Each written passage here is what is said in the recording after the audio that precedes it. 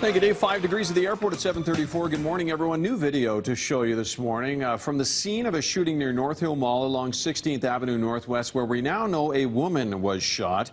Police opening up the roadway about an hour ago, but there is still a police presence in the area of 16th Avenue and 19th Street Northwest. You see the crime scene tape up here. A woman is fighting for her life currently in hospital this morning after someone shot a car at around 11 o'clock last night. Here, it's the white car in question in this intersection. Police are not saying much about the shooting, only that homicide detectives are investigating. There are reports that several shots were fired at the white car. The driver's side window is smashed.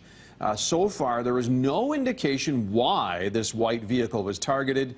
We hope to get a lot more information from Calgary Police later on this morning. City Police are also on the hunt for 2 men in connection with a bizarre incident in the northeast community of Coventry Hills. Warrants are out now for 20-year-old Colton King and 33-year-old Michael Stoffels. The 2 men are wanted on several charges, including extortion, assault causing bodily harm, and unlawful confinement. Back on September 2nd, police responded to a home in the 100 block of Coventry Road Northeast after neighbors say they saw a man running out of a house partially bound and injured. Police say the man in his 30s had met a 17-year-old girl on the bus, and he later went to a home to meet her. The teenage girl and a 19-year-old man, already face charges in connection with this incident. And 2 people are dead. A 3rd person is in hospital this morning after a car slammed into the back of a semi northwest of Edmonton. The crash happening just before 1 o'clock this morning along Highway 42. That's east of Whitecourt.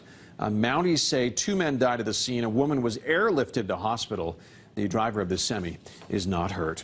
It's now 7:36. Overseas, the latest on the Syrian refugee crisis. The European Parliament has backed now EU Commission President Jean-Claude Juncker's plan to spread out 160,000 refugees in Hungary, Greece, and Italy and other member states. But those countries also need to back this plan. Several are opposed, including Romania, whose president says no way to accepting more people. The Canadian Red Cross says the need in Syria and for those fleeing the country is enormous. The magnitude of this emergency is significant. Over 350,000 refugees have fled Syria in most recent days, in addition to millions of internally displaced Syrians within their own country. Just this week, the Rachel Notley government committed up to $250,000 to help Syrian refugees, and other provinces are also stepping forward. Prince Edward Island says it's willing to take in 40 Syrian refugees this year, and even more if Ottawa will help. BC, Saskatchewan, Manitoba, Ontario, and Quebec have all promised funding to help Syrian refugees in lieu of federal government action. PEI's immigration minister says a conference call has been arranged now for today with other provincial and territorial ministers in charge of immigration. A new report is providing insight into just who is going to see the doctor and who is keeping their distance. Researchers have found that for every 100 people, there were an estimated 301 doctor office visits each year, and on average, women visited their doctors more than men.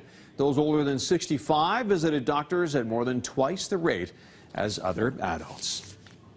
And that's your news to 7:37. About 5 degrees, give or take, at the airport. Heading back to Jill Bellin. Thank you.